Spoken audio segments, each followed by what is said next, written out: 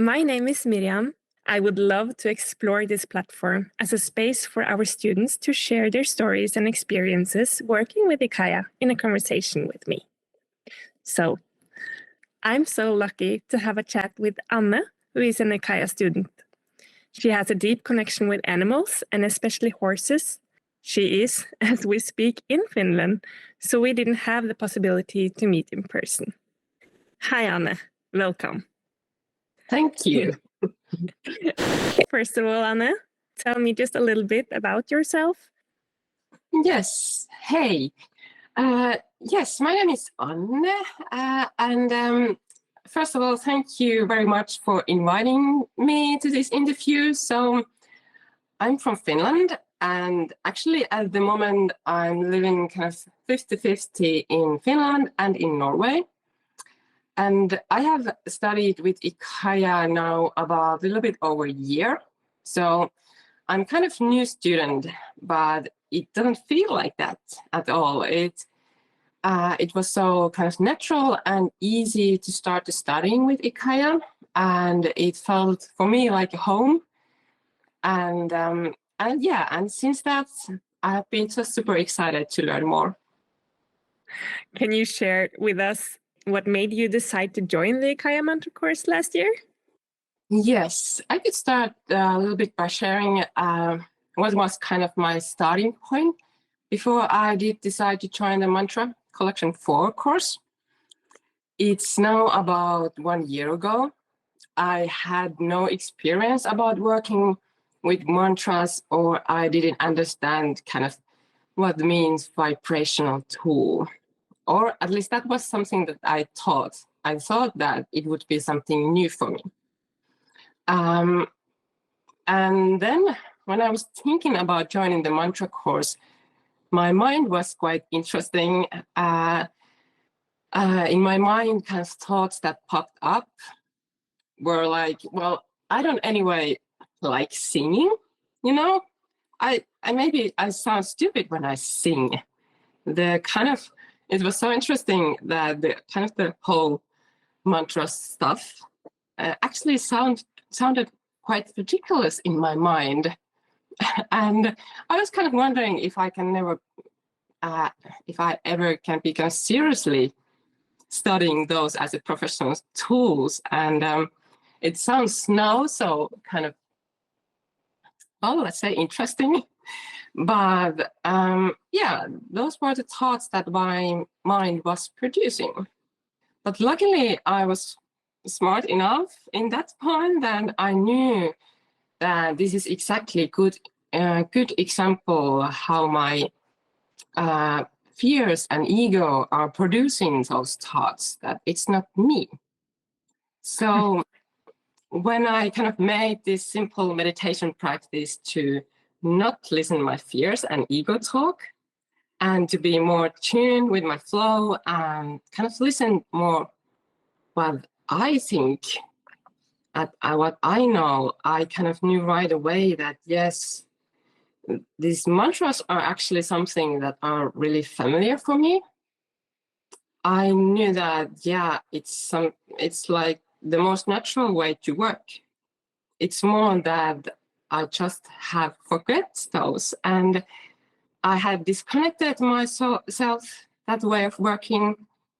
So yeah, after that, it was really clear for me to join the mantra course. And after that, I was just so excited to join and to know that I'm able to relearn something really cool from the past. I'm so happy that you decided to sign up. And I really recognize in myself also the interesting part where the fear and ego pops up when great opportunities for growth presents itself. And the soul is just overflowing with happiness, but the ego wants to stay in what it knows as comfortable. But could you share from your experiences how you started using vibration as a tool in your spiritual practice? Yes, vibration tool. Well, first of all, as I have kind of understood everything is vibration, and then then using some specific vibration with the understanding and intention, for me, it sounds very logical to be a very efficient way to work. So I use mantras as part of my daily life. For me, kind of the life itself is the spiritual practice, and it's a big practice. And I use mantras multiple ways. Even though first in my mind was like this idea that we have to sing mantras certain way and the certain time of the day, for instance, in the morning, that it would kind of work then. But as IKYA also has said, that there's no right or wrong. Whatever works for you and helps you to kind of in your growth and learning, it's good. And he also encouraged us to explore that by ourselves and to try different ways. And that's something that I have done with the mantra a lot. Interesting. I would love to hear some examples from your explorations. Could you share some? Yes. Well, for example, I may start my day with some physical exercises like stretching or walk, and I sing mantra in words at the same time, because for me, movement itself works as a meditative practice. So it's kind of really natural to include also working with mantras at the same time. And then I also kind of observe a lot my life in daily situations when I'm talking with other people, shopping food, making decisions, spending time with my family or playing with my son or so on, that what are the areas in my life that I could use the mantra, where I see the potential I could learn more and do better. And as we get almost every month new mantra to work with, it's so interesting to work multiple ways with them. Have you experienced any clear changes or shifts in your life after you added this to your spiritual practice? Yes. For instance, if I know it's hard to make some decisions, I still use immediately some certain mantra to help me to let go extra bullshit in my mind, what my mind is producing, and to connect what I really want to choose.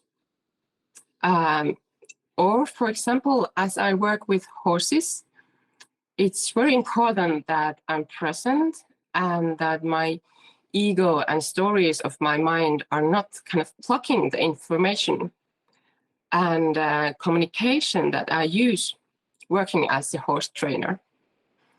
And then there was this one very cool, or actually two. Well, they all have been very cool, but anyway, mantras that I have, and I do still use both sometimes when I'm actually riding a horse, because it has been super helpful in my work, so that I can kind of trust more my information and that inner flow what comes to communication with the horses. Oh, I simply love that you are so actively using mantras when you are with the horses. Many times I feel like I'm kind of on the way when I'm communicating with the horses, and there's like these super tools that I can use to be more in that information and communicating through the energies and vibrations. So it has been really helpful also, just like in my practical daily work. And yeah, I think I could keep telling like 1,000 examples from my daily life, but to keep it as simple as possible, I really kind of explore and use every day these super tools in many areas of my life. And I also do sing mantras as, if I may say, so-called traditional way, kind of longer time by sitting still and doing meditation. But I wanted to share that for me, it has not been kind of the only way at all. Oh, thank you, Anna. I'm really, really thankful for your sharing and for your take on using the mantras in your daily life. For those of you who are new to IKYA courses, I want to inform that during the mantra course that spans over a year, we get 10 teachings and workshops here at the clinic and online. These evenings are recorded so that we can use them as often as we can during 2 weeks in between. So Anna, how do you incorporate IKYA's teachings into your daily life, especially your interaction with the recorded teachings and workshops? Well, yeah, teachings are like really eye-opening, and there's so much to learn that I listen to those teachings many times. And sometimes I'm like super studying with the notes, and yeah, sometimes I just listen to them like many times. And it's not just the kind of to learn the mantra, it's really about the teachings around it so that we have clear understanding and the right intention when we use those power tools.